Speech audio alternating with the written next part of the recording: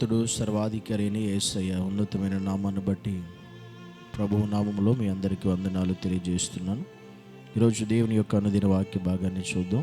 ప్రసంగి గ్రంథము 5వ అధ్యాయం 12వ వచనం.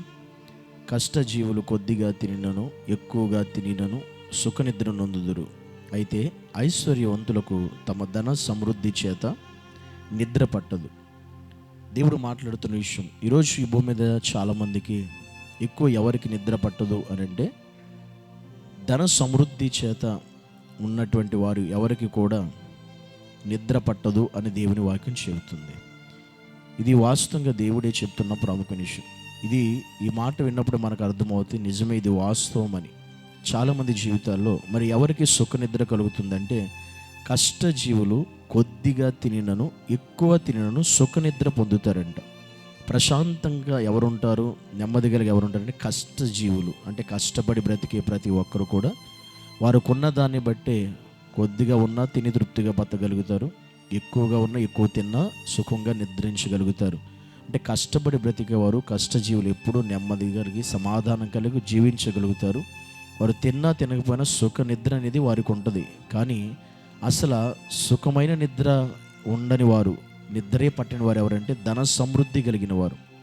ఈ లోకంలో చాలామంది ధనం వారికి ఎక్కువ ఉండొచ్చు, ఆస్తి పాస్తులు ఎక్కువ ఉండొచ్చు, అంతస్తులు ఉండొచ్చు, ధన ఘనతలు వారికి ఉండొచ్చు. కానీ వారి జీవితంలో ఉండనిది ఏంటంటే సుఖ నిద్ర అనేది వారికి ఉండదు. అంటే సరిగ్గా నిద్ర కూడా వారికి పట్టదు.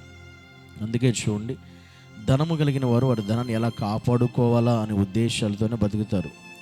ఆ విషయంలో వారికి డబ్బు అయితే ఉండొచ్చేమో, కానీ సరైనటువంటి నెమ్మది, మనశ్శాంతి, సరైన నిద్ర కూడా వారికి పట్టదు వారి జీవితాల్లో. కానీ కష్టపడి బతికేవాడు శుభ్రంగా రోజంతా కష్టపడినా సాయంత్రం వచ్చి ఒక ముద్ద అన్నం తిని ప్రశాంతంగా పడుకోగలుగుతాడు, నిద్రపోగలుగుతాడు, మరలా తిరిగి ఉదయాన్ని లేచి పనికి వెళ్ళగలుగుతాడు. కానీ ధన సమృద్ధి కలిగి ఉన్నవారు జీవితాలు అలా ఉండవు, అలా నడిపించబడవు. అది దేవుడే చెప్పిన సత్యం. కానీ ఈరోజు చాలామంది జీవితాలు కూడా ఈ లోకంలో అలాగే ఉన్నాయి అనేది వాస్తవము. కనుక చాలామంది మనం అనుకుంటాం, కొంతమంది వాళ్ళకైతే బాగా డబ్బు ఉంది, వారే బాగున్నారు అని మనం అనుకుంటాం. కానీ వారికి సరిగ్గా నిద్రే పట్టదు. కానీ ఈరోజు అలాగ అనుకునే ప్రతి ఒక్కరు గమనించండి, వారు బాగున్నారని మీరు అనుకోవడానికి అవకాశం లేదు. అలాంటి వారు ఎప్పుడు కూడా బాగోలేరు కూడా. ఎందుకంటే వారికి నెమ్మది, సమాధానం అనేది ఉండదు, మనశ్శాంతి కూడా ఉండదు, నిద్ర కూడా సరిగ్గా వారికి పట్టదు. కానీ ఈరోజు దేవుడు నీకు ఉన్నదాన్ని బట్టి నువ్వు తృప్తి కలిగి బ్రతికితే, నీకున్న దాన్ని బట్టి నువ్వు తృప్తి చెందగలిగితే, అది నిన్ను మనశ్శాంతిగా ఉంచింది, సమాధానంతో ఉంచింది.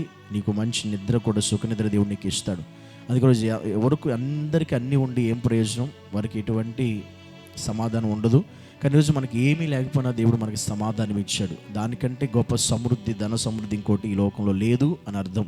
ఈ విషయం అనేక మందికి అర్థం కావాలనే దేవుడు ఈ విషయం మనతో మాట్లాడుతున్నాడు.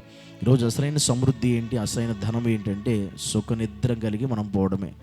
మనం మంచిగా పడుకుంటే మనకి నిద్ర పట్టాలి.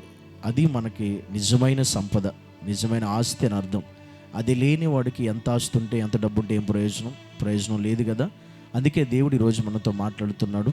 కష్టజీవులే నెమ్మది కలిగి బతుకుతారు, ధన సమృద్ధి కలిగిన వారికి నిద్ర కూడా సరిగ్గా పట్టదు. కనుక మనం కష్టజీవుల లాంటి మనస్తత్వాలు కలిగే ఈ లోకంలో బ్రతకాలి అనేది దేవుని యొక్క ఉద్దేశం, దేవుని యొక్క ఆలోచన. ప్రతి విషయంలో మనం కష్టపడాలి, కష్టం తగిన ప్రతిఫలాన్ని దేవుడు మనకి ఇస్తాడప్పుడు మనకి నెమ్మది, సమాధానం ఉంటుంది. ఆ విధంగా దేవుడు మనలను, మన కుటుంబాలను కూడా నడిపించి సహాయం చేయనుగాక. ఆమేన్. పరిశుద్ధుడైన యేసయ్య నీకు వందనాలు ప్రభు. ఈ లోకంలో మేము ధన సమృద్ధి కలిగి ఉన్నా లేకపోయినా, ఈ లోకంలో ప్రభు సుఖనిద్ర కలిగి ఉండేటువంటి ఆత్మీయ జీవితాలు మాకు దయచేయండి.